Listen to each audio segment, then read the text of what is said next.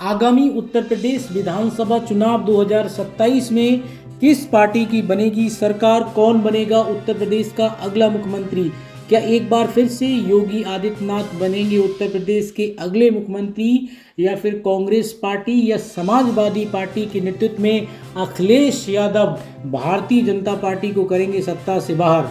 अब वहीं इसी बीच उत्तर प्रदेश की सभी 403 विधानसभा सीटों के कई ओपिनियन पोल सर्वे सोशल मीडिया पर सामने निकल कर आ रहे हैं। इससे पहले भी हमने एक वीडियो बनाया था जिसमें कन्नौज, अकबरपुर, कानपुर, एटा और फर्रुखाबाद इन लोकसभा सीटों के अंतर्गत आने वाली 25 विधानसभा सीटों का जो है वो ओपिनियन पोल सर्वे आपको दिखाया था। अगर आपने वो वीडियो नहीं देखा है तो आप चैनल की प्लेलिस्ट जाकर के चेक कर लें। और आज हम बात करने वाले हैं 2027 में होने वाले विधानसभा चुनाव में बदायूं की विधानसभा सीटों पर क्या समीकरण बनेंगे और क्या ओपिनियन पोल फिलहाल ताज़ा आंकड़े क्या यहाँ पर कहते हैं। इसके अलावा रायबरेली की बात करेंगे, कौशाम्बी और मैनपुरी और जौनपुर लोकसभा सीट के अंतर्गत आने वाली इन सभी सीटों पर इस बार क्या समीकरण बन रहे हैं, यानी 2027 आगामी विधानसभा चुनाव में किस पार्टी के खाते में कितनी सीटें जाने का अनुमान है। तो हर एक वीडियो में अभी इसका पहला पार्ट आया है, अब ये दूसरा पार्ट है। हर एक पार्ट में 5 जो लोकसभा सीटें उनके अंतर्गत आने वाली विधानसभाओं के बारे में जो है वो एक एक करके हर एक सीट पर बहुत अच्छे से बारीकी से चर्चा करने वाले हैं। तो सबसे पहले हम बात करते हैं बदायूं लोकसभा सीट के अंतर्गत आने वाली 5 विधानसभा सीटों की, जिसमें बदायूं जो शहर की सीट है वो एक सीट है। इसके अलावा बिसौली विधानसभा सीट है, सहसवान है और बिलसी और गुन्नौर विधानसभा सीट है। इन सभी सीटों पर अगर हम लोग 2022 के विधानसभा चुनाव की अगर नतीजों की बात करें तो भारतीय जनता पार्टी को यहाँ पर 2 सीटों पर जीत हासिल हुई थी, वहीं समाजवादी पार्टी को यहाँ पर 3 सीटों पर जीत मिली थी। लेकिन इस बार के आंकड़ों की बात करें, क्योंकि इस बार अगर देखें तो यहाँ पर समाजवादी पार्टी की तरफ से इस बार जो है वो लोकसभा सीट ये जीती है और यहाँ पर शिवपाल के बेटे आदित्य यादव ने यहाँ पर जो है वो सीट निकालने में कामयाब हुए। जिस तरीके से शुरुआत में यहाँ पर पिछले 2019 के विधानसभा चुनाव में संघमित्रा मौर्य जो है वो भारतीय जनता पार्टी की तरफ से उन्होंने जीत हासिल की थी और उसका सीधा फायदा कहीं ना कहीं भारतीय जनता पार्टी को यहाँ पर हुआ। लेकिन जिस तरीके से शिवपाल यादव ने यहाँ पर इस किले को, क्योंकि शुरुआत से काफ़ी लंबे समय से समाजवादी पार्टी पर रहा है और शिवपाल यादव ने यहाँ पर खुद कमाल संभाली है, तो उस लिहाज से भी अगर यहाँ पर देखें और ज़मीनी स्तर पर देखें तो समाजवादी पार्टी के कार्यकर्ता ये सब यहाँ पर बहुत ही अच्छे से काम करें, उसका सीधा फायदा यहाँ पर होता हुआ नज़र आ रहा है। अगर यहाँ पर ताज़ा जो आंकड़े हैं फिलहाल में जो ज़मीनी स्तर पर जो सर्वे है अगर उसकी बात करें तो बदायूं की जो सीट है वो समाजवादी पार्टी जीत रही है। हालांकि पिछले चुनाव में यहाँ पर भारतीय जनता पार्टी ने ये सीट जीती थी। इसके अलावा बिसौली की बात करें, बिसौली में यहाँ पर पिछले बार भी यहाँ पर समाजवादी पार्टी जीती थी। आशुतोष मौर्य जो यहाँ पर जीते थे, लेकिन उन्हें जो राज्यसभा के चुनाव हुए थे उसमें क्रॉस वोटिंग के चलते हालांकि नाराज़ है। लेकिन यहाँ पर जो टिकट को लेकर के है वो काफ़ी अभी भी, चाहे वो बीजेपी हो या समाजवादी पार्टी हो, काफ़ी कन्फ्यूज़न है। लेकिन यहाँ पर जो जिस तरीके से इन्होंने क्रॉस वोटिंग की, क्योंकि समाजवादी पार्टी ने इनको जिताया था, उस लिहाज से जनता भी यहाँ पर जो अगर ज़मीनी स्तर पर देखें बिसौली विधानसभा सीट की खास तौर पर बात करें तो यहाँ की जनता खासकर जो मौजूदा विधायक हैं उनसे जो है वो नाराज़ होती हुई नजर आई। तो इसका सीधा फायदा अगर देखें तो कहीं ना कहीं समाजवादी पार्टी जिसको भी यहाँ पे टिकट देगी तो वो जो है वो यहाँ पर जीतता हुआ नजर आ रहा है और समाजवादी पार्टी के खाते में इस बार भी ये सीट कंफर्म जाती हुई नजर आ रही है। इसके अलावा सहसवान की बात करें तो ये सीट भी समाजवादी पार्टी के खाते में जाती हुई नजर आ रही है। वहीं बात करें बिलसी की, बिलसी विधानसभा सीट भी इस बार समाजवादी पार्टी के खाते में जाती हुई नजर आ रही है। वहीं गुन्नौर की बात करें तो ये भी समाजवादी पार्टी के खाते में जाती हुई नजर आ रही है। तो इस बार अगर देखें तो बदायूं की इन 5 लोकसभा 5 जो है वो विधानसभा सीटें हैं इस लोकसभा सीट में, तो कहीं ना कहीं इस सीट को अगर देखें तो यहाँ पर इन सभी 5 सीटों पर समाजवादी पार्टी इस बार जो है वो कहीं ना कहीं जो है वो जीतती हुई नज़र आ रही है और पिछले चुनाव के मुकाबले भारतीय जनता पार्टी को यहाँ पर काफ़ी बड़ा नुकसान होता हुआ नज़र आ रहा है। इसके अलावा अब आगे बात करते हैं रायबरेली की। अगर रायबरेली की बात करें, रायबरेली और अमेठी जो है वो एक तरीके से कांग्रेस पार्टी का यहाँ पर गढ़ माना जाता है और कांग्रेस पार्टी और समाजवादी पार्टी यहाँ पर मिलकर के चुनाव लड़ेंगी और जिस तरीके से यहाँ पर दोनों ही, चाहे वो अमेठी की बात करें और उसके अलावा रायबरेली की बात करें, समाजवादी कांग्रेस पार्टी ने यहाँ पर अच्छे बहुमत के साथ लोकसभा चुनाव भी जीता है। रायबरेली से खुद जो है वो राहुल गांधी ने यहाँ पर चुनाव जीता है। इसके अलावा अगर अमेठी की बात करें, अमेठी में जो है वो किशोरी लाल ने स्मृति ईरानी की इतनी बड़ी दिग्गज भारतीय जनता पार्टी की उनको हराया। तो कहीं ना कहीं अगर देखें तो यहाँ पर सीधा फायदा अगर देखें तो जो है वो यहाँ पर इंडिया गठबंधन को होता हुआ नजर आ रहा है। फिलहाल रायबरेली की जो सीट है वो भारतीय जनता पार्टी इस बार भी कहीं ना कहीं जीती हुई नजर आ रही है। वहीं यहाँ पर बसरावा की बात करें तो ये सीट समाजवादी पार्टी जीत रही है। और अगर यहाँ पर क्या होगा, एक चीज़ आपको और यहाँ साथ ही बताते चलें, यहाँ पर दलित चेहरा जो है वो एक दोनों ही, चाहे वो कांग्रेस पार्टी हो, इसके अलावा समाजवादी पार्टी हो, यहाँ पर चंद्रशेखर आज़ाद को भी वो ले सकती हैं। और अगर फिलहाल जिस तरीके से ट्वीट भी आ रहे हैं और इस तरीके से लग नहीं रहा है कि बहुजन समाजवादी पार्टी से जो वो तालमेल बन पाएगा इंडिया गठबंधन का, लेकिन राजनीति में कुछ भी कह पाना ये काफ़ी मुश्किल होता है। फिलहाल चंद्रशेखर आज़ाद इनको डेफिनेटली जो वो इंडिया गठबंधन का ये हिस्सा होंगे। तो सीधा है दलित चेहरा होगा, तो उससे जो जीत का जो अंतर था, यानी अगर हम लोग बात करें 2022 के विधानसभा चुनाव में इन सीटों पर जो जीत का अंतर था, भारतीय जनता पार्टी ओवरऑल जो लोग विधानसभा की सीटें हैं, कुछ सीटों को छोड़ दें तो बहुत कम अंतर था। अगर दलित चेहरा साथ में आएगा और पीडीए की जो रणनीति है अगर जैसे लोकसभा चुनाव में काम में आई, अगर उस तरीके से काम में आती है तो कहीं ना कहीं जो है वो भारतीय कांग्रेस पार्टी और इसके अलावा समाजवादी पार्टी को यहाँ पर फायदा होगा। और उसी की तरीके से ये जमीनी स्तर के अगर सर्वे पे देखें तो वैसी स्थिति साफ तौर पर बनती हुई नजर आ रही है। वहीं हरचंदपुर की बात करें तो समाजवादी पार्टी यहाँ पर भी अच्छे तरीके से यहाँ पर जीती हुई नजर आ रही है। इसके अलावा सारणी की बात करें तो यहाँ भी समाजवादी पार्टी चुनाव जीत रही है। वहीं ऊंचा हार की बात करें तो यहाँ पर भी समाजवादी पार्टी जीत रही है। तो कुल मिला के रायबरेली की अगर यहाँ पे बात करें तो बीजेपी केवल एक सीट यहाँ पर जीती हुई नजर आ रही है।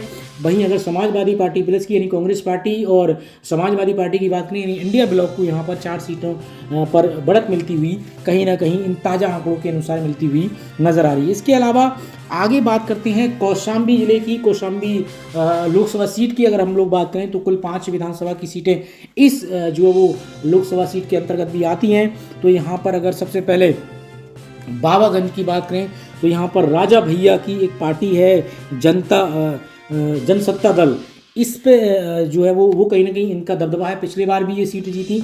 और यहाँ पर कुंडा की जो सीट है वो भी राजा भैया के खाते में जा रही है। राजा भैया खुद यहाँ से विधायक हैं तो उस लिहाज से भी। और लेकिन एक चीज़ आपको यहाँ पर साफ समझनी होगी कि जैसे पहले राजा भैया का दबदबा था और कहीं भी जो बाहुबली टाइप के थे उनका दबदबा था, उस तरीके की चीज़ें फिलहाल वो परिस्थितियाँ बदली हैं, वो चीज़ें फिलहाल नहीं हैं। तो यहाँ पर कुल मिला के बाबागंज की और कुंडा की जो सीट है यहाँ पर जो राजा भैया की पार्टी, अब एक चीज़ और यहाँ पर है क्योंकि राजा भैया जो है वो बीजेपी के एनडीए का हिस्सा है। अब ये आगे 2027 में जब चुनाव होंगे रहेंगे कि नहीं रहेंगे ये भी कहना मुश्किल है। लेकिन जिस तरीके से पहले जो वर्चस्व था यहाँ पर राजा भैया का, उस तरीके का फिलहाल अब जो है वो अगर हम क्षेत्र में देखें और लोगों से बात करें तो वो चीज़ें फिलहाल इस समय पे तो नज़र नहीं आती हैं। लेकिन यहाँ पर मझनपुर की बात करें तो समाजवादी पार्टी इस सीट को जीत रही है। वहीं अगर चाइल्ड की बात करें तो यहाँ पर भी समाजवादी पार्टी जीत रही है। वहीं इसके अलावा श्राद्धू की बात करें तो ये सीट भी समाजवादी पार्टी जीत रही है।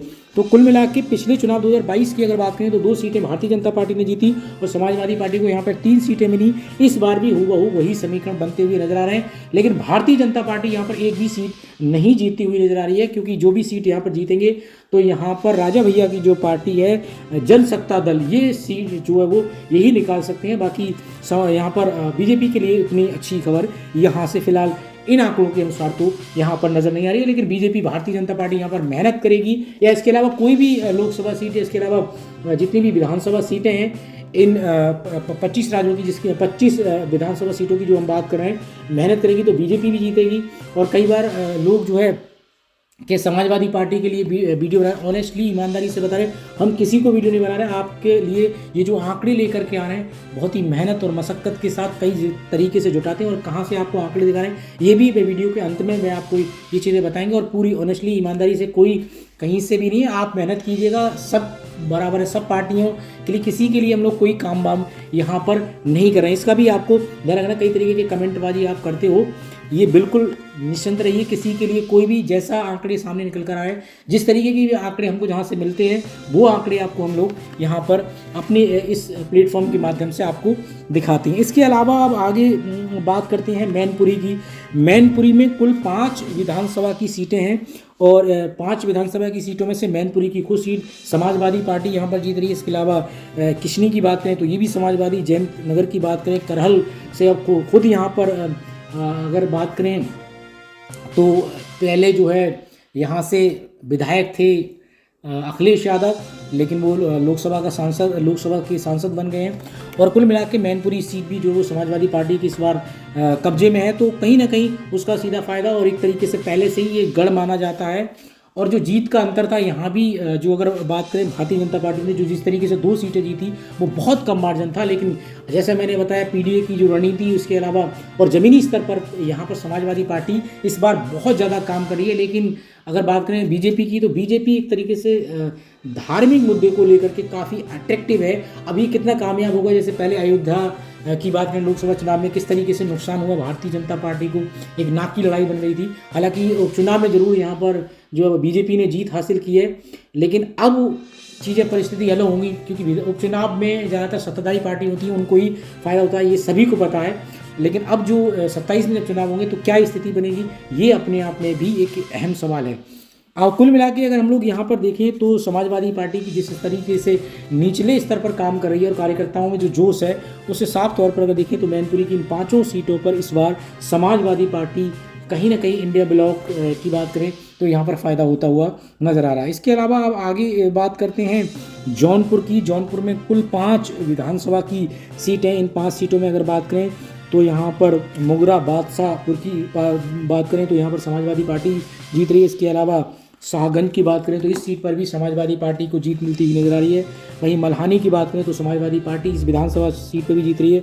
कुछ जौनपुर की बात करें, वहीं बादलापुर की बात करें तो यहाँ भी समाजवादी पार्टी जीतती हुई नजर आ रही है। तो कुल मिलाकर जौनपुर में भी अगर देखें तो समाजवादी पार्टी यहाँ पर भी जो है वो अच्छा प्रदर्शन करती हुई नजर आ रही है। हालांकि बीजेपी अगर मेहनत करेगी और जो जरूरी चीज़ें होती हैं उन मुद्दों पर अगर बात करेगी धर्म से हटके, तो हो सकता है परिस्थिति जो है वो यहाँ पर चेंज हो। और जीतने के लिए चुनाव इलेक्शन है, कोई भी जीत सकता है, ये कहना काफ़ी ये कहना कि पक्का 100% या इस तरीके के कोई दावे इलेक्शन में तो करना बिल्कुल ही एक तरीके से नाइंसाफ़ी होती है। जो भी पार्टी मेहनत करेगी वो इस फिलहाल जीतेगी। लेकिन ताज़ा जो आंकड़े हैं, ताज़ा जो समीकरण सामने निकल कर आ रहे हैं, उनके माध्यम से यहाँ पर साफ तौर पर एक तरीके से जौनपुर की इन 5 विधानसभा सीटों पर समाजवादी पार्टी क्लीन स्वीप करती हुई नजर आ रही है। कुल मिला के ये जो आपको आंकड़े दिखा रहे हैं, ये जो आंकड़े हैं वो अभिषेक मौलिक भारत एक यूट्यूब चैनल है, उनके ये दावे हैं, उनके ये आंकड़े हैं, जो आंकड़े आपको हमने दिखाए हैं, और आप इनको जो है चैनल के नाम से भी आप जाके देख सकते हैं। तो कुल मिला के ये है। अब आगे जब क्या परिस्थिति होगी 2027 के विधानसभा चुनाव में, अभी समय है। अब भाई आपको क्या लगता है, चाहे बदायूं हो, रायबरेली हो, कौशाम्बी हो, मैनपुरी हो, जौनपुर हो, या यहाँ से आप हमारी वीडियो देख रहे हैं, आपको क्या लगता है कि क्या समीकरण बनते हुए नजर आ रहे हैं? क्या जो हमने आपको आंकड़े बताए ऐसे समीकरण बनते हुए नजर आ रहे हैं? कमेंट बॉक्स में अपनी राय जरूर दें, और कोई भी ऊटपटांग प्लीज़ कमेंट ना करें। तो इसी तरीके की देश और दुनिया की अहम खबरों के लिए और ताज़ा आंकड़े जानने के लिए आप AK सोच न्यूज़ के साथ जुड़े रहिए।